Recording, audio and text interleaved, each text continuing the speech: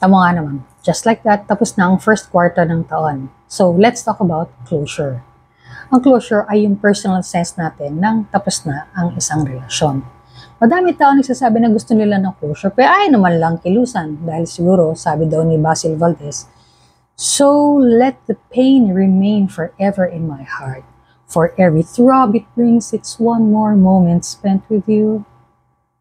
Kung nandiyan ka ba sa level na yan, iiyak, ipadyak at ikandirit mo muna.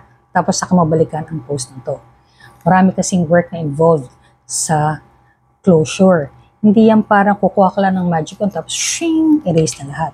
At saka hindi naman goal ng closure ang erasure. Kaya nga meron tayong memory para hindi na natin maulit yung nagawa natin hindi maganda dati. The only way to deal with it is to deal with it. At saka sabi naman nila, di ba, yung success, kailangan ng pinaghihirapan. So, gamitin na natin yung pinaghihirapan na yan. We can ask ourselves, ano ba ang nangyari? Kung bakit nag-split? Ano yung dahilan? And we have to be honest about it. Otherwise, paulit-ulit lang gagawin natin yan, parang cycle. Tapos, kailangan pag-aralan din natin na para malampasan yung galit at hinanakit. Hanapin natin ano ba yung dahilan kung bakit tayo nagagalit. Because that's the only way to also find a solution for it. Which brings me to my last point. Ano ang pwede mong gawin na bago?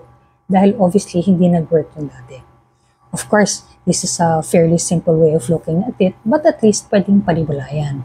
You can always go to a counselor to help you deal with closure. Sana ma-realize natin na walang ibang gagawa niyan para sa atin. Huwag natin iasa sa iba yung pagsusulat na susunod ng chapter ng buhay natin. Sana, in time, mabitawan na natin yan at mahatak na natin yung mga pintuang bukas para sa ganon, makalarga na tayo. Ikaw na lang hinihintay.